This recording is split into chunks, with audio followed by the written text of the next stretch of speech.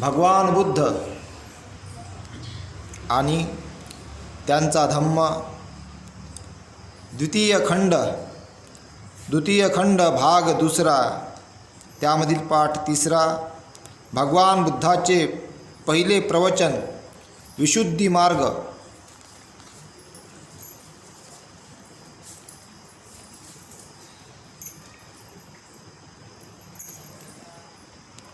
परिव्राजकांनी नंतर भगवान बुद्धाला आपला धम्म समजावून सांगण्याची प्रार्थना केली. परिव्राजकांनी नंतर भगवान बुद्धाला आपला धम्म समजावून सांगण्याची प्रार्थना केली. भगवान बुद्धाने त्यांची विनंती आनंदाने मान्य केली. त्याने प्रथम त्यांना विशुद्धी मार्ग समजावून सांगितला. त्याने परिव्राजकांना सांगितले की ज्याला चांगला मनुष्य होण्याची इच्छा आहे त्याने जीवनाची तत्त्वे म्हणून काही तत्त्वे पाळली पाहिजेत. ही विशुद्धी मार्गाची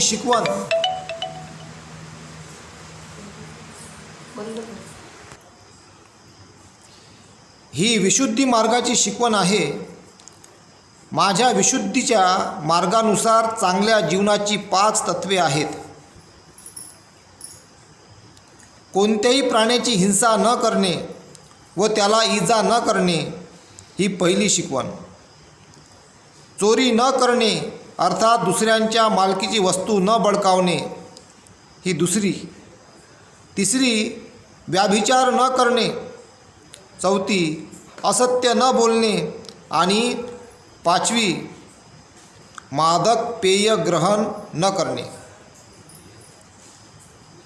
माझे असे म्हणणे आहे की प्रत्येक माणसाने ही तत्त्वे मान्य करणे अत्यंत आवश्यक आहे. कारण प्रत्येक मनुष्य जे जे काही करतो त्याचे मूल्यमापन करण्यासाठी त्याच्यापाशी काही एक परिमापन असले पाहिजे की ज्याच्यामुळे तो आपल्या चांगल्या अथवा वाईट वर्तणुकीचे मोजमाप करू शकेल. आणि माझ्या शिकवणुकीप्रमाणे हीच 5 तत्त्वे किंवा शिले माणसाच्या चांगल्या अथवा वाईट कृतीचे मोजमाप करण्याचा मापदंड आहे. आपण जेव्हा तराजूवर काही वस्तू घेतो ना, आपण त्याला समजून घ्या, हा भाऊ काय किलो आहे, तो म्हणते एवढे रुपये किलो आहे, द्या मोजून. आपल्याला पटलं तर आपण घेतो, मग तो मोजते. जय. आपल्याला अपेक्षा काय असते का येणं बा जेवढे पैसे आपण ज्या भावानं आपण ठरवलेलं आहे तेवढंच दिलं पाहिजे. आता 1 किलो ठरवलेलं आहे तर 1000 ग्राम भरलं पाहिजे, दिलंच पाहिजे. पण कोणाला जास्तही अपेक्षा असते, आहे का नाही? आपण जास्त पण अपेक्षा करू नये. जेवढं आपलं ठरलेलं आहे 1000 ग्रामच दे बा, आहे का नाही? तर ते झालं प्रामाणिकपणा, ते मोजमाप झालं, ते योग्य. तसंच माणसाला चांगलं बनण्यासाठी हे 5 शिलं मोजमाप आहे. आता हे 5 शिलाचं मोजमाप कोण करू शकते? स्वतः करू शकते, तो स्वतःच.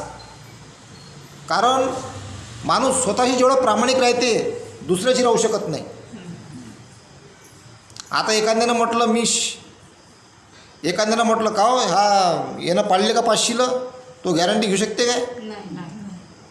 जेवढं स्वतःला माहीत असते तेवढं दुसऱ्याला माहीत नसते. म्हणून ज्याचं त्याचं मोजमाप त्यानं स्वतः करावं. का आपण बा 5 शिलं पाळून राहिलो काय? जर पाळत असेल तर तो चांगला मनुष्य होतो. पाळत नसेल तर मग तो डगमगून राहिला, मग त्याचे दोष लागतात त्याला. आणि दोष मग अलग अलग प्रकारे लागतात. तिथं कर्म जुळलेलं आहे. या 5 शिलासोबत कर्म जुळलेलं आहे. आणि कर्म जुळल्यानंतर ते कर्म चांगलं बनते की वाईट बनते त्याचं मग मोजमाप होते. आणि मोजमाप करणारा तो स्वतः असते, त्याला कोणी सांगू शकत नाही. मग एखादा म्हणते ना मी तर आयुष्यभर कधी वाईट कर्म नाही केलं, तरी माझ्यासोबत असं काहून झालं? बोलला खोटा. वाईट तेव्हाच होते जेव्हा काहीतरी कर्म वाईट झालेलं असते. तसं होतच नाही. तसं झालं असतं मग बुद्ध खोटे ठरते. मग का तुम्ही तर म्हटलं होतं वाईट चांगलं केल्यावर बा वाईट होत नाही. मी तर चांगलंच केलं, मग वाईट कसं झालं? पा कशी आफत आहे का नाही? मग इथंही खोटा बोलला तो, लागला दोष, अधिक दोष वाढला. मग सत्य बोलणे. सांग बाळा, तुम्ही चोरी केली का नाही केली? पोलीस पकडतात ना मग गुन्हेगाराला. एखादा चोर असल तर त्याला का नाही विचारतात, तू चोरी केली का? जर तो खोटा बोलला अधिक त्याच्यावर मग कारवाई होते जास्त. जर तो खरा बोलला का हो बा मी चोरी केली, तर त्याला का नाही काही नाही करत, त्याला देतात कोर्टामध्ये, आता बा तुला एवढी सजा भेटली, आता भोग. आणि जर तो चोर नसेल, जाणून बुजून जर त्याला आतमध्ये टाकलं असेल, तर तो दोष लागते मग त्या पोलिसांवर. कर्मसिद्धांत काम करते बरं. जरी तो फसला असेल खोट्या गुन्ह्यामध्ये, चोर नसेल आणि तरी फसला असेल, तर दोष लागते तो पोलिसांवर. पोलिसांनी योग्य कारवाई नाही केली, दोष लागला यांना. किंवा मग इमानदार व्यक्ती असन तर योग्य कारवाई करन, बैमान असन तर त्याला जाणून बुजून फसवन, आणि फसला दोष याने लागला, मग याचा कर्मसिद्धांत याला भोगा लागते मग पोलीस आले. मग तो पोलीसवाला असेल, एखादा अधिकारी दुसरा असेल, मोठा अधिकारी असेल, कर्म लय भयंकर काम करते. जरी कायद्याच्या चौकटीमध्ये एखादा चांगला माणूस जरी फसला असेल, तर कर्माच्या चौकटीमध्ये तो दोषी होते मग, फसवणारा. तर कार्यकारण भाव तिथं काम करते मग, आणि त्याचे परिणाम त्याला मग येणाऱ्या काळामध्ये विविध स्वरूपाच्या कर्मसिद्धांतामध्ये भोगावे लागतात. त्याचा मोजमाप होते मग. हा प्रॅक्टिकल आहे कर्म. या जगामध्ये दुसरा कर्मसिद्धांत भगवान बुद्धाशिवाय कोणीही मांडू शकणार नाही. मग त्यामध्ये विविध प्रकारच्या बिमाऱ्या लागते अंगाला त्याच्यावाल्या, जो त्याला फसवते ना चांगल्या माणसाला फसवणारा व्यक्ती, तो चांगला जो व्यक्ती आहे त्याच्याजवळ पुण्याचं बल किती आहे, त्या पुण्याच्या बलाच्या आधारावर काही याचा कर्मसिद्धांत दोष लागते याला. जसं बाबासाहेबांनी लहानपणापासून अन्याय अत्याचार सहन केला, अपमान सहन केला, इतके चांगले असतानाही याचा दोष आता जे त्यावेळेचे वाईट करणारे लोक होते, जात नाही सांगत बसत मी, जे होते त्यांना आता भोगावं लागू राहिला परिणाम त्याचावाला. पहा तुम्ही, अजूनही भोगा लागू राहिला. बोधिसत्व होते, अरे तुम्ही बोधिसत्वाला त्रास दिला, त्यांना अपमानित केलं, त्यांना पाण्यापासून वंचित केलं, त्यांना शाळेमध्ये त्रास दिला, कॉलेजमध्ये त्रास दिला, त्यांच्या नातेवाईकांना त्रास दिला, आता भोगा लागू राहिलं. कर्मसिद्धांत आहे तो. तेव्हा ते एकटे होते. आज लाखो करोडो लोक तुम्हाला बोलून राहिले, तुम्हाला शिव्या देतात, तुमच्यावर वार करतात. कशाचा वार? शब्दांचा वार. शिक्षण हे वाघिणीचं दूध आहे, जो प्राशन करेल तो गुरगुल्याशिवाय राहणार नाही. शिकले, सवरले, OBC आहे, SC आहे, ST आहे, जो वर्ग बाबासाहेबांना मानणारा आहे, संविधानाला मानणारा आहे, तो आज त्याच्यावर वार करून राहिला शब्दांच्या रूपात. शब्द मोठे खतरनाक असतात. शब्द हे तलवारीपेक्षाही धारदार आहे. शब्दांचा वार, ज्यांनी बाबासाहेबांचा अपमान केला, बाबासाहेबांना त्रास दिला, त्यांना आता भोगा लागू राहिलं पिढ्यानपिढ्या. मग साधं असते काय? तर तुम्ही बोधिसत्वाला त्रास दिलेला आहे, हा कर्म होय, असा कर्म काम करते. तर हे आपण लक्षात घेतलं पाहिजे. माझे असे म्हणणे आहे की प्रत्येक माणसाने ही तत्त्वे मान्य करणे अत्यंत आवश्यक आहे.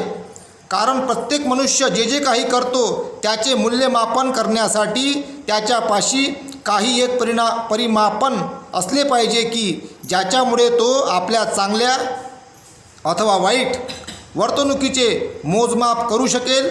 आणि माझ्या शिकवणुकीप्रमाणे हीच 5 तत्वे किंवा शिले माणसाच्या चांगल्या अथवा वाईट कृतीचे मोजमाप करण्याचा मापदंड आहे. 5 शिलं ही तत्वे मोजमाप करण्याचा मापदंड आहे. त्यांनी स्वतः करावा. दुसरा जर सांगत तू कोण मला सांगणार, असं होते ना, आहे का नाही? आपण जर म्हटलं तू खोटा बोलला, तू असं केलं, तू तसं केलं, तू हे शील तोडलं, तू ते शील तोडलं, तू मला सांगशील काय? मी करीन माझ्या मतानं जगीन मी, असं होते ना ते. मग त्याने ज्याला जो समजदार झाला, जो बालिक झालेला आहे, आता नाबालिक लेकराला आईवडील घडवतात, पण जो बालिक झालेला आहे त्याने स्वतःच आपलं मोजमाप करावं. बुद्धाचं तत्त्व तो कोणतं तोडत आहे याला आम्ही फक्त सांगू शकतो. हे तत्त्व बुद्धाचे आहे. तू बुद्धाला भेट, प्रत्यक्षात त्यांच्या बुद्धरूपापुढे ये, त्यांना भेट. भगवंता मी इथे चुकलो, आजपासून मी दुरुस्त्या करतो, मला माफ कर. तर काहीतरी होऊ शकते परिणाम चांगला. सुरुवात करायची. जे जे आज आपल्याला दुरुस्त करायचं आहे, तुम्हाला आजसुद्धा संधी आहे, आपण त्या दुरुस्त्या केल्या पाहिजे, तरच तुम्हाला त्याच्यापासून चांगला परिणाम तुम्हाला मिळतो. हे मात्र खरं आहे. जगात सर्वत्र पतित लोक असतात, परंतु पतितांचे 2 वर्ग असतात. ज्यांच्या समोर काही आदर्श आहे असे पतित, आणि ज्यांच्या समोर कोणताच आदर्श नाही असे पतित. ज्यांच्या समोर कोणताच आदर्श नाही अशा पतिताला आपण पतित आहोत हेच कळत नाही. त्यामुळे तो नेहमीच पतित राहतो. या उलट ज्याच्यासमोर एखादा आदर्श आहे असा पतित आपल्या पतितावस्थेतून वर येण्यासाठी प्रयत्न करीत असतो. का? याचे उत्तर असे की आपण पतित आहोत हे त्याला माहीत असते. मनुष्याने जीवन नियमित करण्यासाठी त्याच्यासमोर एखादा आदर्श असणे आणि कोणताच आदर्श नसणे यांच्यातील हा फरक आहे. महत्त्वाची गोष्ट माणसाचा अंधपात ही नसून त्या अवस्थेत मुक्त होण्याच्या आदर्शाचा अभाव हीच होय. एखादा मनुष्य जर बर्बाद झाला असेल, नष्ट झाला असेल, तो फार एखाद्या कुठल्या तरी व्यसनाच्या आधी गेला असेल, तर त्याच्यापुढं काही कुठला आदर्श नाही आहे. म्हणून तो संपलेला आहे, थांबलेला आहे, नष्ट झालेला आहे. म्हणून भगवंत काय म्हणतात, तुमच्या पुढे कुठला ना कुठला आदर्श पाहिजे, तर तुम्ही काहीतरी चांगलं जगू शकता. आता आदर्शच नाही आहे, मग तो गांजा नाही पेन काय, दारू नाही पेन, आदर्शच नाही आहे त्याच्यापाशी. आता दारू गांजा पेणार जर कोणते तरी असल वर, त्याला सांगत असन का तू दारूच पे, तुझे कल्याण होईल, तू गांजाच पे, त्याला मंगल होईल, कोणतरी त्याला वरून सांगत असन, तर ते आपल्याला माहीत नाही बा. आपण आजपर्यंत ना जगात कोणी पाहिला नाही का दारू पिऊन कोणाचं मंगल झालं, गांजा पिऊन कोणाचं मंगल झालं बा. बर्बादच झालेले आहे. कुठल्या ना कुठल्या अवस्थेमध्ये कर्मसिद्धांतानुसार ते बर्बादच झालेले आहेत. त्यांचं कल्याणही झालं नाही आणि मंगलही झालं नाही. म्हणून भगवंत म्हणतात का चांगला आदर्श आपल्यापुढे असला पाहिजे. आदर्श भरपूर आहेत ना. बाबासाहेब आदर्श आहेत, भगवान बुद्ध आहे आदर्श, गाडगे महाराज आहे. अनपढ माणूस गाडगे महाराजचा आदर्श घेतला पाहिजे. शिवाजी महाराज आदर्श आहे आपल्यापाशी, तुकाराम महाराज आदर्श आहेत, अण्णाभाऊ साठे आहे का कितीच. आणि APJ अब्दुल कलाम आता होऊन गेले सायंटिस्ट. ते फातिमा शेख, सावित्रीबाई फुले, माता रमाईसारख्या बना आहे का नाही, माता जिजाई आहे. त्यानंतर आपल्या महात्मा फुले आहेत, संत कबीर आहेत. असे कितीक महापुरुष जे आदर्श आहेत, ज्यांनी समाजाच्या हितासाठी, समाजाच्या कल्याणासाठी काम केलेलं आहे. ज्याची बुद्धिमत्ता ज्याप्रमाणे आहे तो महापुरुष आपण त्याचा आदर्श मानला पाहिजे, आहे का नाही. त्याला घेऊन आपण चाललो पाहिजे पुढे, तर आपण काहीतरी चांगलं करू शकतो. या प्रश्नाचे उत्तर तुम्हाला स्वतःलाच सापडेल. जर तुम्ही स्वतःलाच असा प्रश्न केलात की ही तत्त्वे व्यक्तीच्या हितासाठी आहेत काय, किंवा ती सामाजिक हित साधणारी आहेत काय, जर या प्रश्नांना तुमची उत्तरे होकारात्मक असतील, तर माझ्या विशुद्धी मार्गाची तत्त्वे जीवनाचा खरा आदर्श म्हणून मान्यता मिळविण्यास लायक आहेत हेच त्यावरून सिद्ध होईल. काय म्हणते भगवंत? जर या प्रश्नांना तुमची उत्तरे होकारात्मक असतील तर माझ्या विशुद्धी मार्गाची तत्त्वे जीवनाचा खरा आदर्श म्हणून मान्यता मिळविण्यास लायक आहेत हेच त्यावरून सिद्ध होईल. आता हे 5 तत्त्वे आदर्श आहेत. आणि जेवढे महापुरुषांचं नाव घेतलं आणि हे 5 तत्त्व पाळत होते तेव्हा एवढे मोठे झाले बोला, तेव्हा हे घडले, तेव्हा त्यांचं चांगल्या लोकांमध्ये नाव आहे. गाडगे महाराज यांचं नाव आहे, बाबासाहेब यांचं नाव आहे चांगल्या लोकांमध्ये. असे कितीक संत महापुरुष होऊन गेले जे चांगले होते.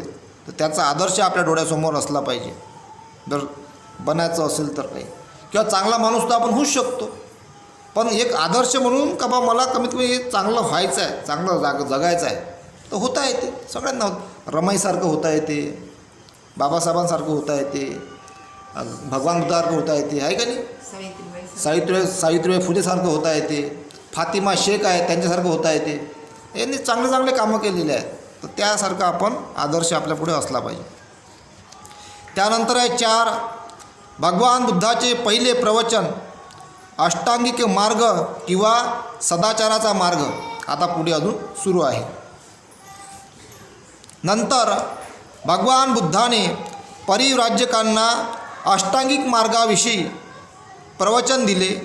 भगवान बुद्धाने सांगितले की अष्टांगिक मार्गाचे 8 घटक आहेत. अष्टांगिक मार्गाचे सर्वात पहिले महत्त्वाचे अंग सम्मादिठ्ठी, पालीमध्ये आहे, त्याला म्हणतात सम्यक दृष्टी. याच्या स्पष्टीकरणाने भगवान बुद्धाने आपल्या प्रवचनास सुरुवात केली.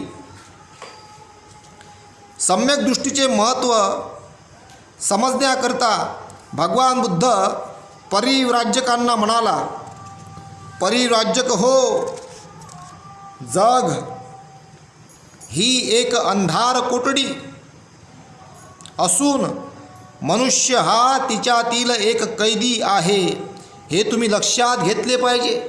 पहा सम्यक दृष्टी प्राप्त झालं काय म्हटलं भगवंतांनी, सम्यक दृष्टी. आता आपण जर सम्यक दृष्टीमध्ये हे समजलं असं, पण ते दिसत नाही अंधार कुठली कशी असते बा, नाही दिसत. ती अवस्था आहे ते लय मोठी आर्य अष्टांगिक मार्गाची. सम्यक दृष्टीचे महत्त्व समजण्याकरता भगवान बुद्ध परिव्राजकांना म्हणाला, परिव्राजक हो, जग ही एक अंधार कोठडी असून मनुष्य हा तिच्यातील एक कैदी आहे, हे तुम्ही लक्षात घेतले पाहिजे. ही अंधार कोठडी गडद अंधाराने भरलेली आहे. अंधार इतका आहे की कैद्याला क्वचितच काही दिसू शकते. कैदी माहीत आहे कोण कोण आहे? जे डुबे हुए है अज्ञान में, हे सगळे अंधारात आहे. आलं लक्षात? म्हणून भगवंत म्हणतात का अंधार इतका आहे की कैद्याला, आपण कैदी, जो कैदी असते ना डुबलेला आहे, त्याला क्वचितच काही दिसू शकते. कैद्याला आपण कैदी आहोत हेही कळत नाही. कैद्याला आपण कैदी आहोत, पा किती कमी वाक्यात भगवंतांनी पूर्ण केलं. आता जे कर्मकांडामध्ये डुबलेले आहेत ते कैदी आहे आणि त्याला हेही माहीत नाही का आपण कैदी आहो म्हणून. पा किती भयंकर अंधार आहे. आता इकडं शील तुटल्यावर जे जेल भोगा लागते हे वेगळं कैद आहे. पण इकडं ह्या भावचक्रामध्ये, या पृथ्वीवर जे लोक अंधारामध्ये आहे ते कैदी आहेत. त्यांना अजून बुद्धाकडे पाहावं हेच वाटत नाही. भगवान बुद्ध आहे बा या जगात हेही त्याला माहीत नाही अजून, आणि आहे पण त्यांच्याकडे वळावं हेही त्याला माहीत नाही अजून. एवढे भयंकर अंधारात आहे ते, एवढे भयंकर अंधारामध्ये आहे. म्हणून त्यांना काही भगवंतांनी का कैद्याला आपण कैदी आहोत हेही कळत नाही. केव्हा म्हटलं भगवंतांनी हे सम्यक दृष्टी प्राप्त झाल्यावर. सम्यक दृष्टीचं ते अर्थ सांगू राहिले. बघा इतकं भयंकर आहे. आणि याच्यावर काही खूप मोठं विश्लेषण करता येते चिंतन मनन करून करायला गेलं तर. एक खंड बनते याच्यावर, ह्या सम्यक दृष्टीवर. फक्त एखादा मनुष्य जर लिहायला गेला ना तर याला 2-3 वर्ष तो चिंतन करून जर लिहितो म्हटलं त्यानं सम्यक दृष्टीवर विश्लेषण, तर खंड बनते एक, इतकं मोठं आहे सम्यक दृष्टी. दीर्घकाल अंधारात राहिल्यामुळे मनुष्य केवळ आंधळा होऊन राहिलेला आहे. दीर्घकाल अंधारात राहिल्यामुळे मनुष्य केवळ आंधळा होऊन राहिलेला आहे, म्हणजे अज्ञानामध्ये. इतकेच नाही तर ज्याला प्रकाश म्हणतात अशी एखादी वस्तू अस्तित्वात असू शकते याबद्दल त्याला शंका वाटते. इतकेच नाही तर ज्याला प्रकाश म्हणतात अशी एखादी वस्तू अस्तित्वात असू शकते याबद्दल त्याला शंका वाटते. शंका का वाटते? कारण तो भयंकर अंधारात आहे. प्रकाश व धम्म, प्रकाश को काय आहे? धम्म. भगवंताला सूर्य म्हणतात. भगवंत सूर्यासमान आहे. सूर्य तरी डुबून जाईल, भगवंत 24 तास प्रकाशमान आहे. भगवंताने जो धम्म निर्माण केला आहे ना, 24 तास प्रकाशमान आहे. म्हणून म्हटलं गेलेलं आहे, इतकेच नाही तर ज्याला प्रकाश म्हणतात अशी एखादी वस्तू अस्तित्वात असू शकते याबद्दल त्यांना शंका वाटते. याबद्दल त्याला शंका वाटते. कोणाला? जो अंधारात आहे. मन हे एक असे साधन आहे की, मन हे एक असे साधन आहे की ज्याच्यामुळे मनुष्याला प्रकाश मिळू शकतो. मनापासून, ज्याच्यापाशी मनाची किल्ली आहे. मन हे एक असे साधन आहे की ज्याच्यामुळे मनुष्याला प्रकाश मिळू शकतो. तथापि या अंधार कोठडीतील कैद्यांच्या मनाची अशी अवस्था नाही की त्याचे मन हे या बाबतीत एक साधन ठरेल. असं मन नाही आहे. आता ज्याचं मन गांजामध्ये डुबलेलं आहे, दारूत डुबलेलं आहे, नशेमध्ये डुबलेलं आहे, कर्मकांडामध्ये डुबलेलं आहे, त्याच्या मनाची अवस्था राहील का प्रकाश बघण्याची? तो तिथं डुबला राहीन, तो त्याच्यात लोळत राहीन, तो उसमें लोळते रहेंगा. नाली में, गटार में लोळत. डुक्कर कसं असते? डुकराचं मन कसं राहते? डुकराला म्हणतो ना, इथं राहा चांगला, त्याला आंघोळ करून द्या डुकर आहेत तुम्ही एखाद दिवशी. प्रॅक्टिकल करून डुकराला आणा मस्त, त्याला मस्त चांगला खाऊ पिऊ घाला, त्याची मस्त आंघोळ करून द्या, त्याला तेल लावून द्या, डोक्याला मस्त पावडर लावून द्या, त्याला मनाचं तुझं चांगला राहत जा, तो असा पाया असून तो नालीत जाणार आहे. त्याचं मन नालीतलं बनलेलं आहे. तो अजून भरून येईल. त्याला म्हणा तुम्ही, तुला सांगितलं होतं ना जाऊ नको, तरी तू गेला. डबल आंघोळ करून द्या, अजून मेकअप करून द्या बिचाऱ्याचा, तरी तिथंच जाईन तो. त्याला कितीही तुम्ही म्हणा, त्याची सवय काही जात नाही. कारण तो भयंकर अंधारामध्ये आहे. आणि अंधारामध्ये असल्यामुळं त्याला प्रकाश दिसत नाही. असं आहे ते. त्याच्या मनाची अवस्था त्यांना केवळ दृष्टी असल्यामुळे अंधारासारखी एक वस्तू अस्तित्वात आहे हे दाखविण्यापुरता अगदी थोडा प्रकाशच आत येऊ देते. अशा प्रकारे त्याची आकलन शक्ती स्वभावताच सदोष असते. परंतु परिव्राजक हो, या कैद्याची स्थिती जितकी दिसते तितकी निराशाजनक नाही हे लक्षात घ्या. कारण माणसात इच्छाशक्ती या नावाची एक शक्ती असते. जेव्हा योग्य हेतू निर्माण होतात तेव्हा या इच्छाशक्तीला जागृत करता येते व तिला गती देता येते. कोणत्या दिशेने इच्छाशक्तीला गती द्यावी हे पाहण्या इतकाही जरी माणसाला प्रकाश मिळाला तरी तो मनुष्य अशा प्रकारे आपल्या इच्छाशक्तीला गतिमान करू शकेल की शेवटी त्याची इच्छाशक्ती त्याला बंधमुक्त करील. एखादा माणूस जर त्याला खरंच जर वाटत असेल, त्यामुळे कणभर असते प्रकाशाची ज्योत. जर त्याला वाटलं, तो आजही जागृत होऊन प्रकाशाकडे वळू शकते. म्हातारा झाला असेल किंवा नशेमध्ये डुबून शेवटच्या क्षणावर पोचला असेल तरी तो भगवंताजवळ पोचू शकते. आणि भगवंताचं नाव घेऊन सुद्धा तो धम्माचं श्रवण करून सुद्धा तो आपला शरीर त्यागू शकते. इतकं त्याला काही ना काही लाभ होतोच. पण वळलं पाहिजे. चांगला गुणधर्म शेवटपर्यंत मनुष्याने सोडता कामा नये. त्यानं त्याची आस धरावी, मला बदलायचं आहे, मला सुधरायचं आहे, मला चांगलं बनायचं आहे, मला शेवटी तरी भगवंताचं नाव घेऊन भगवंता धम्म श्रवण करून या जीवनातून मुक्त व्हायचं आहे. हे तरी त्याने ठरवलं पाहिजे. का मला आतापर्यंत मी भरपूर लोकांना त्रास दिला, आता मला चांगलं बनवून जायचं आहे या जगातून, हे तरी ठरवा. कुठेतरी काही चांगुलपणा माणसामध्ये असते. प्रत्येकामध्ये चांगलं बीज आहे. त्या बीजाला काही अंकुरित करण्याची गरज आहे. त्याला धम्माचं पाणी देण्याची गरज आहे, त्याला वाढवण्याची गरज आहे.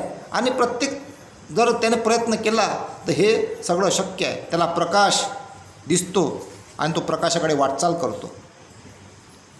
अशा प्रकारे मनुष्य जरी बंधनात असला तरी तो बंधनमुक्त होऊ शकेल. शेवटी स्वातंत्र्याकडे नेणारी पावले टाकण्यास तो कोणत्याही क्षणी सुरुवात करील. आपणाला पाहिजे त्या दिशेने जाण्यासाठी आपल्या मनाला आपण वळण लावू शकतो. हे याचे कारण होय. मन हेच आपल्याला जीवनाच्या कारागृहात बंदिवान करीत असते. मन हेच आपल्याला जीवनाच्या कारागृहात बंदिवान करीत असते आणि तेच आपल्याला तेथे दाबून ठेवते. आपल्याला मन. पण मन जी गोष्ट निर्माण करते ती ते नष्टही करू शकते. जर मनाने माणसाला बंधनात टाकले असेल तर तेच मन योग्य दिशेने बळकाविल्यास त्याला बंधनमुक्तही करू शकते. जर एखाद्याचं मन जर नशेकडे वळलं असन, तो बंधनामध्ये अडकलेला आहे, त्याला ते बंधनमुक्तही करता येते. मन ठरवते. त्यानं ठरवलं आजपासून मला सोडायची आहे, आजपासून मला चांगलं बनायचं आहे, आजपासून मी सोडतो. त्यानं जर ठरवलं तो प्रकाशाकडे वळू शकते, तो चांगला बनू शकते, बंधनमुक्त होऊ शकते. मनच मेन आहे. त्यांना ते मनाला काही चांगल्या दिशेने वाटचाल त्यानं सुरुवात केली पाहिजे. सम्यक दृष्टी जे करू शकते ते हेच होय. सम्यक दृष्टीचा अंतिम उद्देश काय आहे? परिव्राजकांनी विचारले. भगवान बुद्धांनी उत्तर दिले, अविद्येचा विनाश हाच सम्यक दृष्टीचा उद्देश आहे. म्हणजे दारू पिणारा माणूस जर त्याचा दारूपासून नुकसान होत असेल, हे त्याची अविद्या आहे. दारू सोडणे म्हणजे त्याला ज्ञान प्राप्त झालं काहीतरी. मनाला त्यानं ज्ञानाकडे वळवलं, त्याला ज्ञान प्राप्त झालं. मन त्यानं चांगल्या दिशेकडे वळवलं ज्ञानामुळे. म्हणजे अविद्या नष्ट केली आणि चांगला झाला. म्हणजे त्याला ज्ञान झालं का बा हे आता वाईट आहे, सोडलं, तो चांगला बनला. मग सम्यक दृष्टीचा उद्देश काय? चांगलं बनणे. अविद्येचा विनाश हाच सम्यक दृष्टीचा उद्देश आहे. सम्यक दृष्टी ही मिथ्या दृष्टीच्या अगदी उलट आहे. एक मिथ्या दृष्टी असते. एखादा म्हणते ना, घेणार लेका पिऊन मेल्यावर का तिथं वरतं काय सांगशील, आहे का नाही? बरेच जण म्हणतात सगळंच पिऊन घे म्हणते, मेल्यावर नाही भेटत म्हणते, आताच पिऊन घे सगळं, आहे का नाही? म्हणते वर काय सांगशील म्हणते राजा, तिथं हिशोब घेते म्हणते काय काय किती शोक केले बा, म्हणतात ना असे. म्हणजे हसी मजाकमध्ये उडून टाकतात. पण त्या किडन्या खराब होते ना, शरीर खराब होते, नुकसान होते, नासोडा होते, हानिकारक आहे. अविद्येचा विनाश हाच सम्यक दृष्टीचा उद्देश आहे. सम्यक दृष्टी ही मिथ्या दृष्टीच्या अगदी उलट आहे. मनुष्याला दुःखाचे अस्तित्व आणि दुःख निरोधाचा उपाय ही उदात्त सत्ये न समजणे म्हणजेच अविद्या होय. मनुष्याला दुःखाचे अस्तित्व आणि दुःख निरोधाचा उपाय ही उदात्त सत्ये न समजणे म्हणजे अविद्या होय. म्हणजे आता एखादा मनुष्य दुःखी आहे, आता तसं ते भगवंताने जे सांगितलं 12 प्रकारचे दुःख, जन्म घेणं दुःख आहे. आता जन्म झाला, पण जे भावचक्रामध्ये जन्म झाल्यानंतर, मोठं झाल्यानंतर जे दुःख असते माणसाला, काय दुःख असते? माझ्यापाशी घर नाही आहे, हे दुःख असते, आहे का नाही? मी भाड्याने राहतो, हे दुःख असते. माझ्यापाशी योग्य पगाराची नोकरी नाही आहे, हे दुःख असते, आहे का नाही? विविध प्रकारचे दुःख असतात ना. आता हे मेन दुःख झालं आता का माझ्यापाशी घर नाही बा, माझ्यापाशी मी भाड्याने राहतो, माझ्यापाशी चांगला पगार नाही आहे, माझा उदरनिर्वाह कसा होईल? आता बा घरी मग एखाद्याला असते, बापा माणूस तर दारूड आहे, घरी भाजीची सोय नाही आहे, किराणा संपला, पैसे नाही आहे, विविध प्रकार टंचाई असते, हे दुःख असते. हे दुःख झालं आता जगण्यामधलं दुःख झालं नाही हे. आता इथं काय म्हटलं गेलं? मनुष्याला दुःखाचे अस्तित्व आणि दुःख निरोधाचा उपाय ही उदात्त सत्य न समजणे म्हणजे अविद्या होय. आता जर आपल्याकडे जर त्या उदरनिर्वाहाचं साधन नाही आहे म्हणजे काय करावं लागेल? मग त्याला काम करावं लागेल. काय करावं लागेल? तर हे जर त्याला नमसन समजत, तो खाली पिलावून दारूच पेत असं निरा, अजून नासोडा होणार आहे. हे अविद्या होऊन त्याचीवाली. मग तो भांडे विकते, दागिने विकते, आहे का नाही? पैसे घेते घरातले चोरून, मग याला तो अजून बर्बाद होते, अधिक नष्ट होते. यालाच काय म्हटलं गेलेलं आहे? यालाच अविद्या म्हटलं गेलेलं आहे. हे अविद्या दूर करावं लागेल ना. का आपल्या पाहिजे समस्या आहे, हे बसून चिंतन करून उपाय नियोजन करावं लागेल दोघांना मिळून. का बा आपला महिन्याचा खर्च एवढा आहे, आपण आता भाड्याने राहतो, किंवा आपलं स्वतःचं घर असेल तर आपल्या घरचा खर्च 2,000 आहे, 3,000 आहे, 5,000 आहे. एकट्याने भागते का बा? नाही भागत. मग दोघा मिळून काहीतरी करावं लागन. हे उपाय करावं लागन. याला म्हणते अविद्या नष्ट करणे.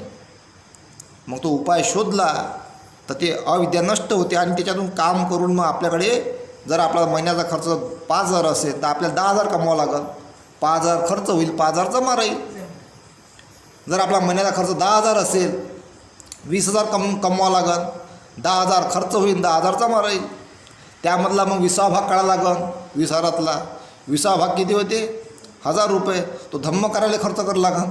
9,000 जमा राहते. त्यापासून कुशल कर्म वाढते. असं ते चक्र फिरवावं लागते बरोबर. आणि तवा कुटकांनी व्यवस्थित आपला जीवनाचा प्रवास होते.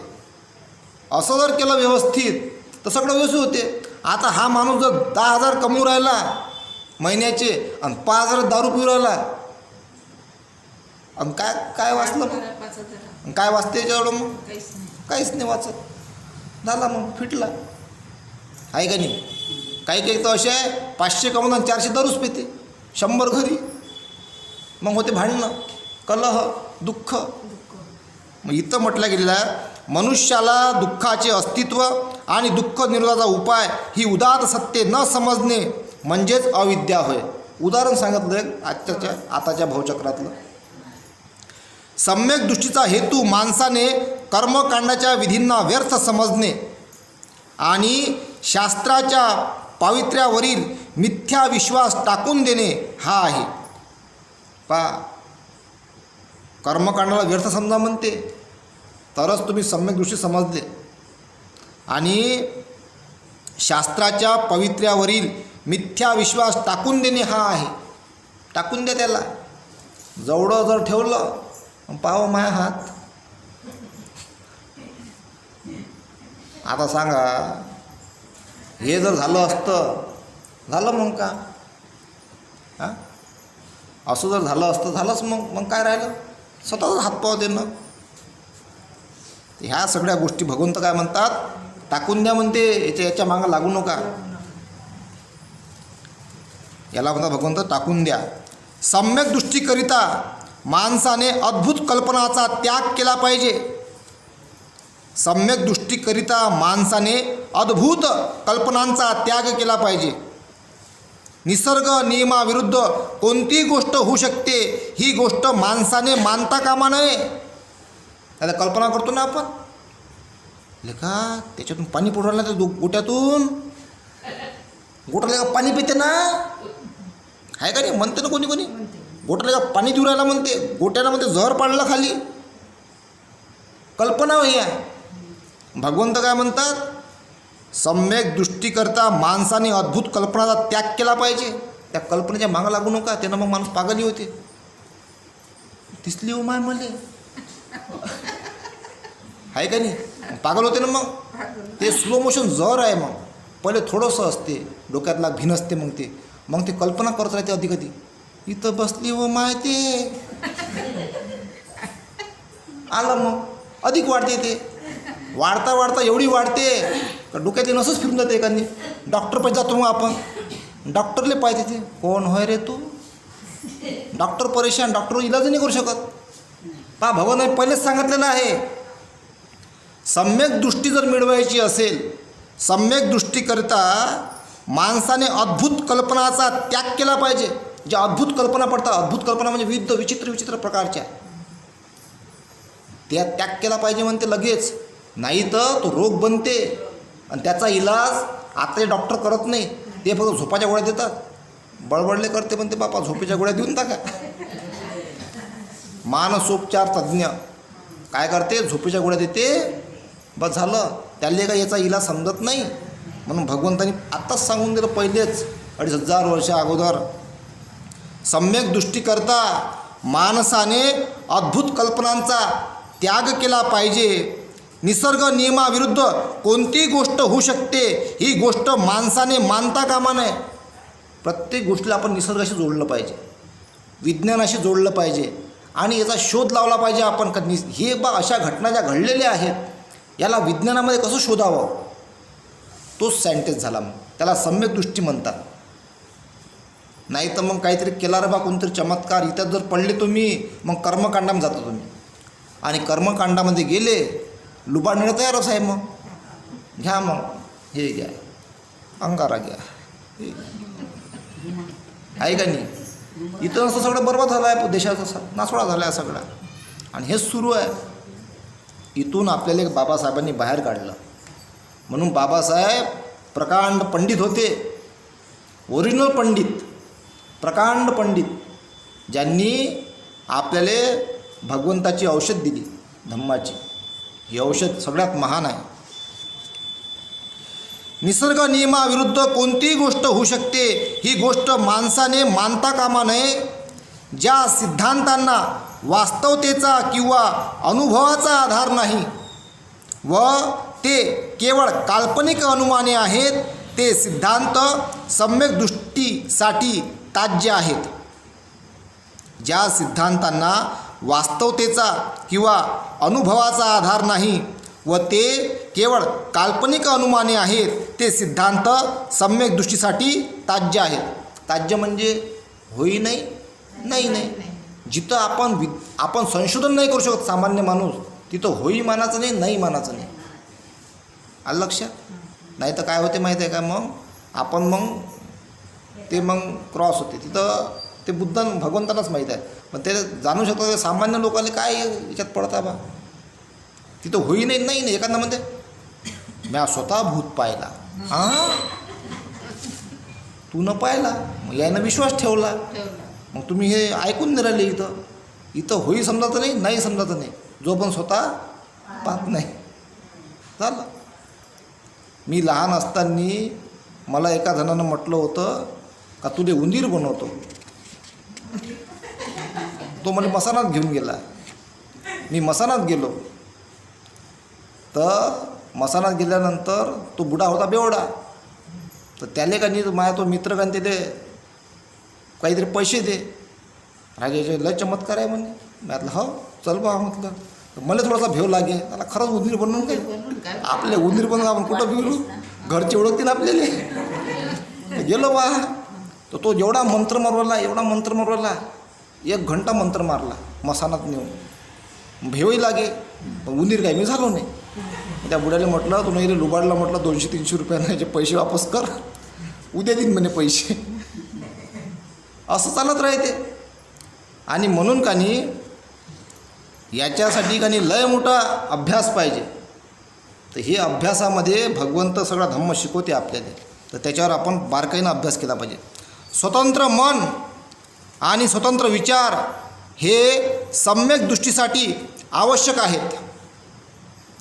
प्रत्येक माणसाला काही ध्येय आकांक्षा आणि महत्त्वाकांक्षा असतात. अशी ध्येये, आकांक्षा आणि महत्त्वाकांक्षा ही उदात्त आणि प्रशंसनीय असावी, ही क्षुद्र आणि अयोग्य नसावी. हा सम्यक संकल्पाचा आशय आहे. हा सम्यक संकल्पाचा आशय आहे. सम्यक वाचा म्हणजे ध्येय म्हणजे एखाद्या मुलाला कलेक्टर बनायचं आहे, डॉक्टर बनायचं असेल, जज बनायचं असेल, चांगलं मोठं वकील बनायचं असेल, मोठं व्यावसायिक बिझनेसमॅन बनायचं असेल, तर म्हटलं गेलेलं आहे चांगला सम्यक संकल्प असला पाहिजे का बा मला बनायचंच आहे. आणि त्यासाठी मग आपण प्रयत्न केला पाहिजे. मला चांगलं माणूस बनायचं आहे सगळ्यात अगोदर. हा सम्यक संकल्प असला पाहिजे, तरच ते होऊ शकते. सम्यक वाचा पुढील शिकवण देते, माणसाने जे सत्य असेल तेच बोलावे, असत्य बोलू नये. माणसाने दुसऱ्याविषयी वाईट बोलू नये. माणसाने दुसऱ्याची निंदा नालस्ती करण्यापासून परावृत्त व्हावे. माणसाने आपल्या लोकांविषयी रागाची किंवा शिवीगाळाची भाषा वापरू नये. माणसाने सर्वांशी आपुलकीने व सौजन्याने बोलावे. माणसाने अर्थहीन मूर्खपणाची बडबड करू नये. त्याचे बोलणे समंजसपणाचे व मुद्देसूद असावे. माणसाचे अर्थहीन व मूर्खपणाची बडबड करू नये. त्याचे बोलणे समंजसपणाचे व मुद्देसूद असावे. आता बघा इथं पहिली गोष्ट काय म्हटलं की इथं माणसांचे सत्य असेल तेच बोलावे. आता आपण सत्य बोलतो.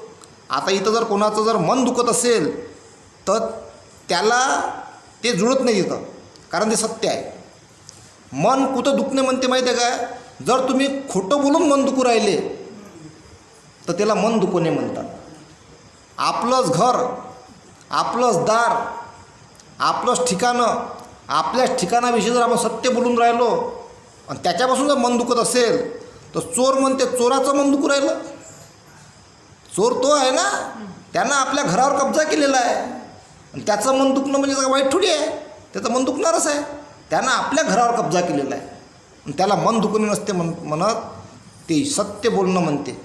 तर सत्य बोलणं जर त्याला लागत असेल तर त्यानं ते सोडलं पाहिजे. मग आता एवढ्या मोठ्या बुद्धाच्या लेण्या आहे का नाही, एवढं मोठं ठिकाण आहे, त्याच्याविषयी बोलतो आपण. जे सत्य माहिती आहे ते आपण सांगतो. जर त्याला पुरावा पाहिजे तर पुरावा आपल्यापाशी आहे, लेण्यावर बी आहे, दस्तावेज आहे त्याचेवाले, ऐतिहासिक पुरावे आहेत कितीक मोठे. ते त्याला पटलं पाहिजे. त्याला त्याच्यामध्ये सम्यक दृष्टी पण असली पाहिजे.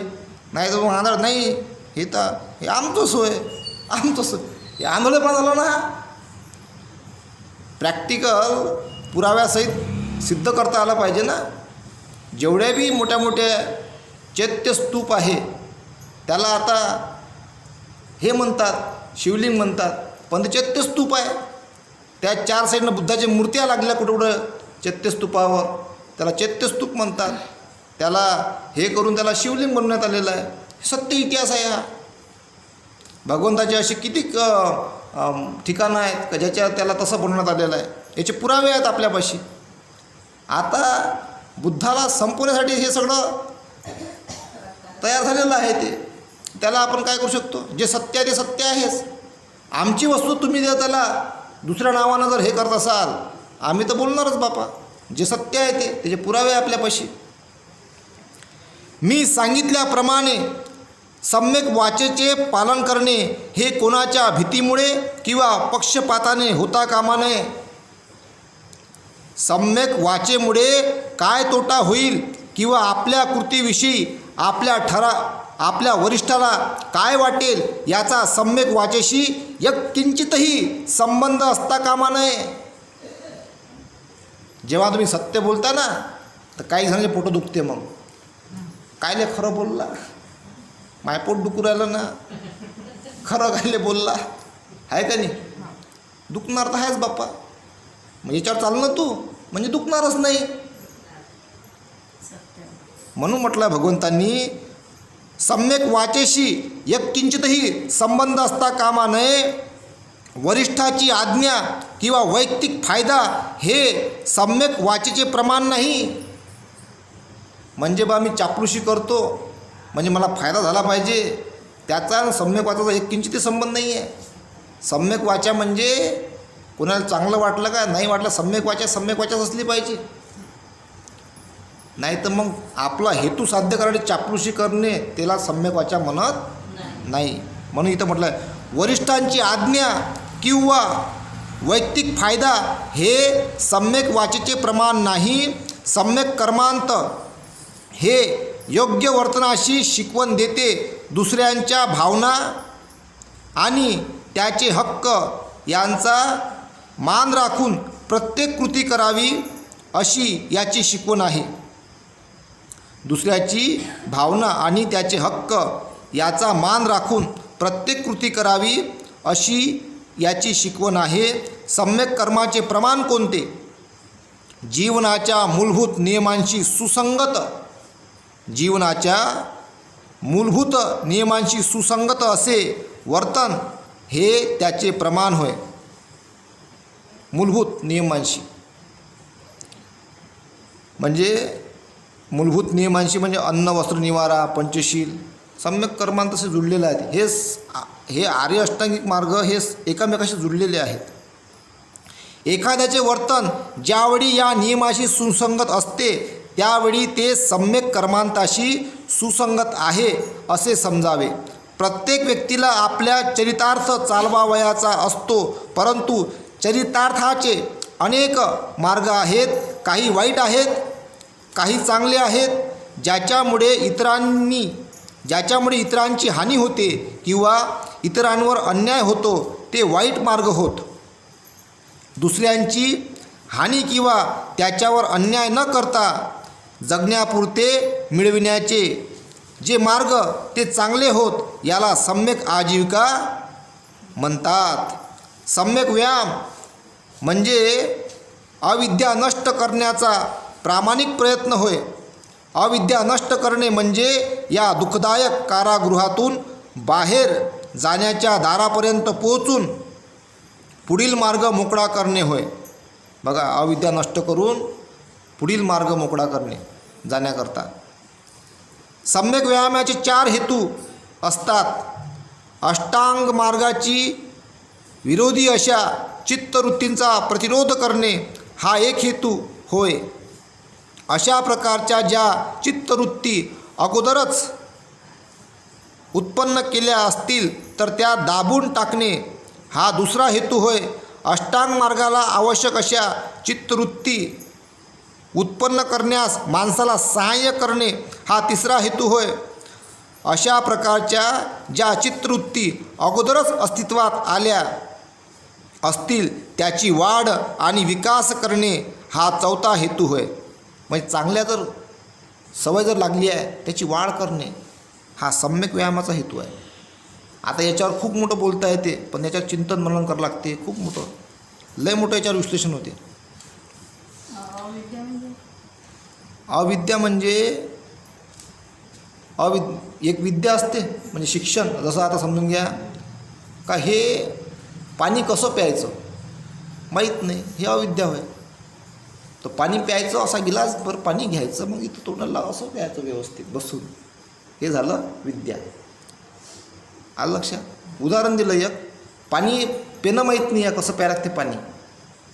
इरीतून पाणी कसं काढायचं माहीत नाही, हे अविद्या होय. मग इरीतून पाणी काढावं लागते, बकेट घ्यावं लागते, त्याला दोरी बांधावं लागते, इरीत सोडावं लागते, मग त्याला पाणी त्याच्यात असं हे करून घ्यावं लागते आणि मग वरतं पाणी ओढावं लागते. हे झाली विद्या. अविद्या म्हणजे काही माहीत नसणे. या जगामध्ये सगळे लोक काही कुठल्या ना कुठल्या बाबतीपाशी अविद्या आहे, अज्ञानी आहे. अविद्या म्हणजे अज्ञानी. कुठल्या ना कुठल्या बाबतीमध्ये या जगामध्ये लोक अज्ञानी आहे. फक्त जगामध्ये संपूर्ण ज्ञानी फक्त भगवान बुद्धच आहे. आलं लक्षात? असं आहे ते गणित. लय मोठं आहे ज्ञान, महासागरासारखं संपत नाही. सम्यक स्मृतीला जागरूकपणे व विचारीपणा याची आवश्यकता असते. मनाची सतत जागृती हा त्याचा अर्थ होय. दुष्ट वासनांवर मनाचा पहारा ठेवणे हे सम्यक स्मृतीचे दुसरे नाव होय. म्हणजे एक उदाहरण देतो, तिथले का सगळेजण दारू पिऊ राहिले, गांजा पिऊ राहिले, जुवा खेळू राहिले, रे बा आपले पैसे खतम होईल, आपण व्यसनी बनू, इथून दूर चल. मग त्याला सम्यक स्मृतीला समजलं, तो तिथून दूर जाते लवकर. चांगला बनण्यासाठी जवळ न जाता सम्यक स्मृतीला समजते या गोष्टी, का त्या वातावरणामध्ये न जाणे. दुष्ट वासनावर मनाचा पहारा ठेवणे हे सम्यक स्मृतीचे दुसरे नाव होय. एखादी मुलगी असेल, इकडं न जाणे, इकडं आपली हानी होऊ शकते, घरी चला. कुठं जायचं असेल तर आईवडिलाला विचारा, ते आपल्याला योग्य मार्गदर्शन करेल. नाही तर आपण भटकून जाऊ. म्हणजे त्याला समजलं सम्यक स्मृतीला लवकर, का कुणाला विचारायला लागते बा, योग्य मार्गदर्शनाची आवश्यकता आहे, नाही तर आपलं नुकसान होईल. हे सम्यक स्मृती त्याला सांगते, तर हे धम्म शिकवते. दुष्ट वासनांवर मनाचा पहारा ठेवणे हे सम्यक स्मृतीचे दुसरे नाव होय. परिव्राजक हो, सम्यक दृष्टी, सम्यक संकल्प, सम्यक वाचा, सम्यक कर्मांत, सम्यक आजीविका, सम्यक व्यायाम, सम्यक स्मृती प्राप्त करून घेण्याचा प्रयत्न करणाऱ्या माणसाच्या मार्गावर 5 अडथळे किंवा बंधने असतात. 5 अडथळे किंवा बंधने असतात. लोभ, द्वेष, आळस व सुस्ती व संशय आणि अनिश्चय हे ते 5 अडथळे होत. हे अडथळे आहे 5. आता याच्यावर सांगायला गेलं तर लय मोठं सांगता येते. आता एखाद्याला दिसू राहिलं डोळ्यानं का त्याचा बा त्याला वाईट मारायला तो घेऊन चालला, त्याला भेटले पैसे, तू हे पैसे घेऊन तू चुपचाप राह. लोभ, याला लोभ भेटला ना, आता हा थांबू शकत नाही. हे अडथळे झाले. आता हे घे पैसे 10 रुपये, लोभ, पैसे उडवले 10 रुपये त्याले, कशी राहिली. हे घे पैसे गांजा पे, हे घे पैसे वाईट मार्गाने चल, लोभ. हे अडथळे होय. इथं धम्म कामी येते. धम्म बडा बलवान. मन जुडलं आहे तिथं, पा लय भयंकर आहे हे. एवढं सोपं नाही आहे ना. मग माणूस इतकी चांगला राहिला तर परिस्थिती, वेळ, काळ त्याला कानी बर्बाद करून टाकते. म्हणून बाबासाहेबांनी लय मोठं मूल्यवान आपल्याकडे दिलं. म्हणून समाजातला श्रीमंत वर्गापासून तर खालच्या घटकापर्यंत एकोपाने राहणे हा लय महत्त्वाचा भाग आहे.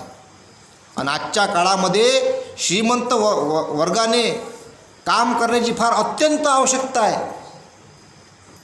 समाजाच्या गरीब मुलांवर, गरीब मुलींवर योग्य ते कार्य करणे, त्याला सम्यक कर्मांत म्हणतात. हे सम्यक कर्मांत नाही केलं, याची पण हानी होणार आहे. कर्म काम करते ना आपोआप, बरोबर कनेक्शन एकामेकाशी जुळलेलं आहे. हे धागेदोरे जुळलेले असतात. तू घडला, तू साहेब झाला असं मोठा बाबासाहेबांच्या पुण्याईनं, आता पुण्य इकडे कर, तुझं कर्तव्य आहे ते. जर तू पुण्याईनं मोठा झालास, स्वतःपुरती नको राहू देऊ बाबा, इकडं काम कर, तुझं ते नैतिक कर्तव्य आहे. तू काही उपकार नाही करू राहिला, तुझं ते कामच आहे, तुला करावंच लागते, ते कर. लोभ, द्वेष, आळस, सुस्ती, संशय आणि अनिश्चय हे ते 5 अडथळे होत. म्हणून हे अडथळे दूर करणे आवश्यक आहे. हे अडथळे म्हणजे बंधनेच होत आणि ते दूर करण्याचा मार्ग समाधी हा होय. परंतु परिव्राजक हो, सम्यक समाधी म्हणजे समाधी नव्हे, हे लक्षात घ्या. तिचे स्वरूप अगदी निराळे आहे. सम्यक समाधीचं फक्त हेच समाधी नाही आहे त्यातली. सम्यक समाधी अगदी निराळी आहे, ते जागृत आहे.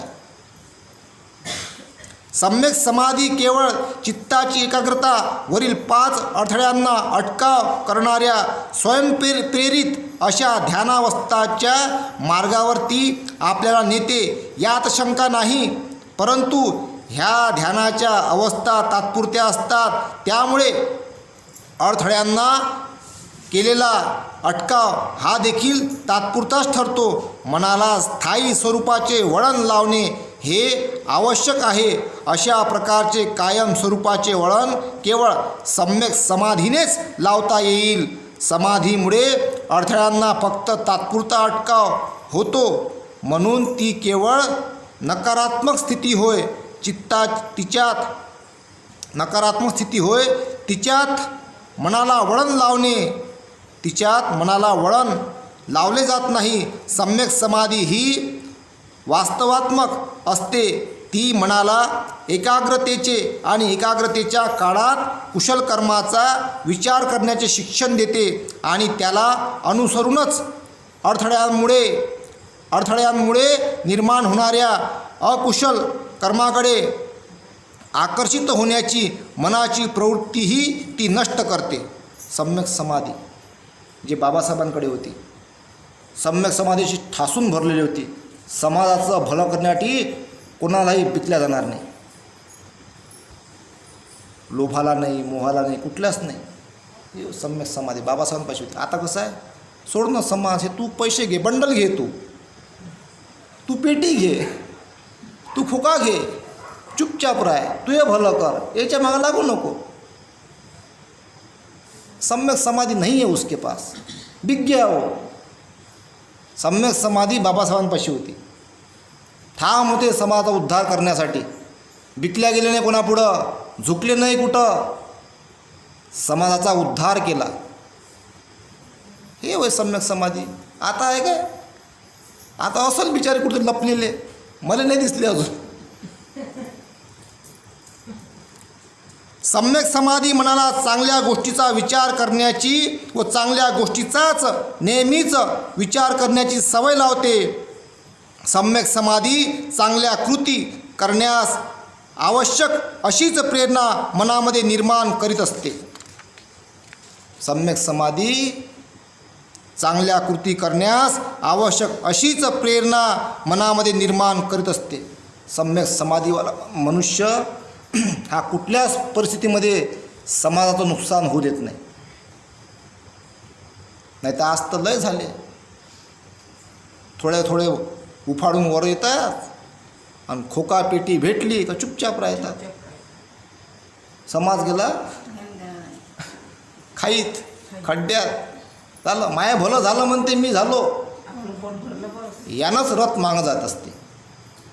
म्हणून बाबासाहेबांसारखे माणसं या समाजामध्ये घडणं फार आवश्यक आहे. म्हणून बाबासाहेबांना लक्षात आलं का असे प्रामाणिक माणसं तयार होणं त्यांना धम्माची आवश्यकता आहे. म्हणून धम्म बडा बलवान, म्हणून धम्माच्या मार्गाने चला, धम्माच्या मार्गाने चला, धर्माच्या मार्गाने चला. धम्मच हा तुम्हाला चांगला मनुष्य बनवते आणि बाबासाहेबांचं कार्य करण्यासाठी प्रेरित करते. इथेच थांबतो. साधू साधू साधू.